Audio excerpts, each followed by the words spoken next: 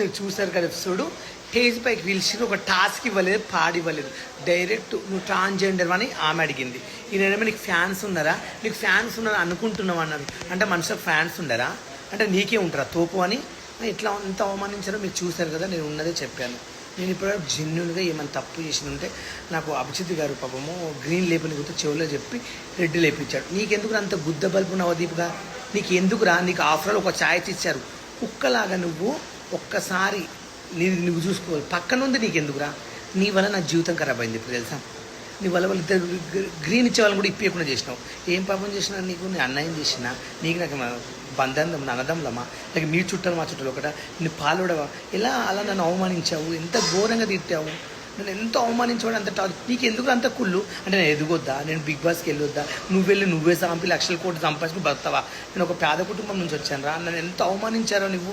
Guys అక్కడ ఏమేమి జరిగిందో మీకు చెప్పలేక క్లారిటీగా చాలా జరిగినాయి. ఇంక చెప్తాను, ఒక విషయం చెప్తాను. నవదీపు నాకు గ్రూప్ డిస్కషన్లా జీడీలా గ్రూప్లో ఒక రూమ్లో వేసినప్పుడు అన్నిట్లా హిందీ ఆమె సెలెక్షన్ చేసింది. ఆమెకు నిజంగా తెలుగు రాదు, ఆమె దేవత అనుకుంటాను. ఆమె బొంబాయి ఆమె నన్ను సెలెక్షన్ చేసింది. నా నవ్వుకు, నా జోకులకు, నా ఎక్స్ప్రెషన్కి ఫిదా అయిపోయింది.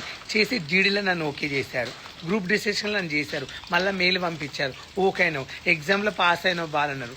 అవన్నిట్లో చేసి ఒక స్టేజ్ మీద తీసుకొచ్చి నేను ఒక అవులపోకొలాగా మాట్లాడి నన్ను అవమానించి, నువ్వు ఒక ట్రాన్స్జెండర్వా, లేక నీకు ఫ్యాన్స్ ఉన్నారా, అసలు నేను ఎవరైనా దేక్తారా, అసలు నేను వాడుకు ఒక చిల్లర్ వీడియోలు నువ్వు కానీ అవమానించావు. ఎంతవరకు కరెక్ట్? నువ్వు ఎన్ని తప్పులు పనిచేసినావు తెలుసా, నీ మనసాక్షి తెలుసుకో. నువ్వు డ్రగ్స్లో దొరకలేదా, నువ్వు పోలీస్ స్టేషన్ పోలేదా, ఏం చేసినావు, ఏం జరుగుతుందని. కానీ నేను చెప్తున్నాను, నా సావుకు మాత్రం నువ్వే కారణమవుతావు. నిన్ను మాత్రం వదిలిపెట్టాను. నా సావు చచ్చిపోయినంత బాధ అనిపిస్తుంది నాకు ఇప్పుడు.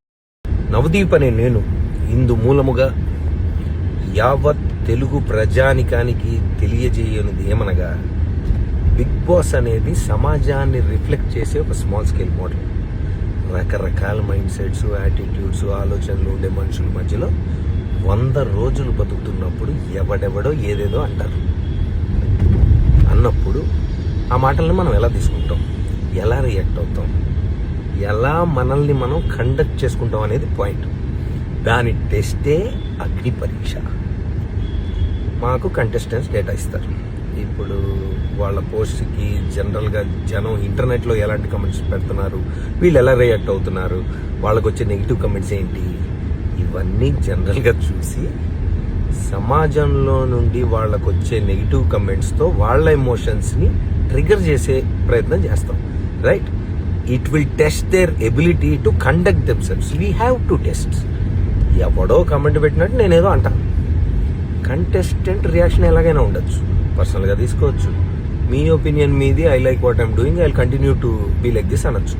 అసలు నువ్వెవడరా నన్ను జడ్జ్ చేయడానికి అని కూడా అనొచ్చు. అది different people will have different approaches and reactions. Bigg Boss అగ్ని పరీక్షకి జడ్జ్ అన్నప్పుడే నాకు తెలుసు కంటెస్టెంట్ ఎమోషన్స్ని పుష్ చేసి టెస్ట్ చేయాలని. కాన్సెప్టే అది. హారర్ సినిమాకి వచ్చి నన్ను భయపెట్టదంటే ఎట్లా? ఇక్కడ కాన్సెప్ట్ ఇది. మీ పోస్ట్కి నెగిటివ్ కమెంట్స్ వస్తే నువ్వు ఎలా రియాక్ట్ అవుతావు? అగ్ని పరీక్ష.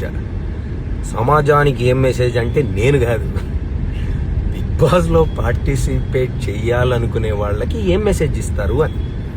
నాలాంటి వాళ్ళు ఎంతమంది ఏం మాట్లాడినా తట్టుకొని నిన్ను నువ్వు నమ్మి నవ్వుతూ నడిచే సెల్ఫ్ కాన్ఫిడెన్స్ ఉందా, లేకపోతే బ్రేక్ అయిపోయి ఇంట్లోంచి బ్యాగ్ సర్దుకొని వెళ్ళిపోతావా? Agni Pariksha. The show is design to do this.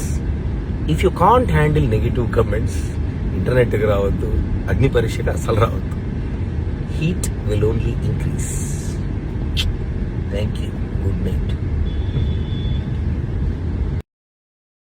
Navdeep అగ్ని పరీక్షకు ఎందుకు వస్తారంటే టాలెంట్ చూపించుకోవడానికి, మా ఎంటర్టైన్మెంట్ కోసం ఇండస్ట్రీకి ఎందుకు వస్తామంటే రూపాయి సంపాదించుకోవడానికి, ఇండస్ట్రీలో ఒక పేరు సంపాదించి నాకు ఒక గుర్తింపు రావాలని ప్రతి మనిషి కోరుకుంటారు. చాలా మంది నాకన్నా నాలెడ్జ్, నాకన్నా తెలివి ఉన్న కూడా చాలా మంది కష్టపడుతున్నారు. అది అవకాశం వచ్చే వాళ్ళకే వస్తుంది. ఈరోజు నీకు వచ్చింది ఒక జడ్జి లాగా. నువ్వు ఆడ ఊకుని ఏం బీకుతున్నావు? సమాజానికి నీ వల్ల ఏం ఉపయోగపడ్డది ఇప్పుడు నువ్వేం చేసినావు అడుగుతున్నావు నన్ను. నువ్వేం చేసినావు నవదీప్? మాకు మాట్లాడడానికి శాతగా కాదు.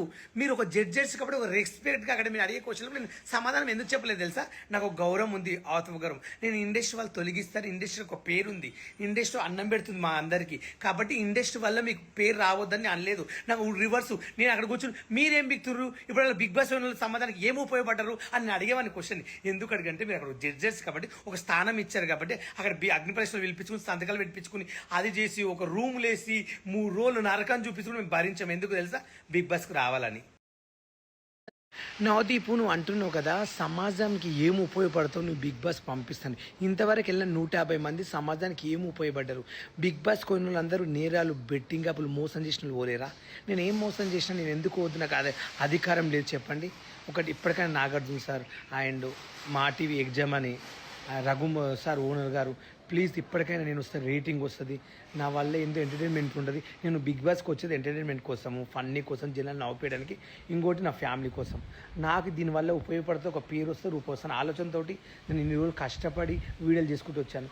అవమానించడం కరెక్ట్ కాదు, అయిపోయింది. నేను ఇప్పటికి చాలా బాధపడుతున్నాను. ఇప్పటికైనా ఈ వీడియో నాగార్జున వరకు రఘు సార్ వరకు వెళ్తే ప్లీజ్ దయచేసి మా టీవీ వాళ్ళకి చెప్తున్నా, నాకు ఒక్క అవకాశం ఏంది, నేను ఏందో నిరూపించుకుంటాను. బిగ్ బాస్ కోసం నేను రేటింగ్ ఎంత వస్తుంది చూడండి. మీరు అనుకుంటున్నారు కదా ఇంతకుముందు వచ్చిన వాళ్ళు వేరు, ఉప్పల్ బాలు వేరే. నేను అందరిలాంటి ఇవ్వని కాదు, చదువుకున్న సంస్కారం ఉంది నాకు.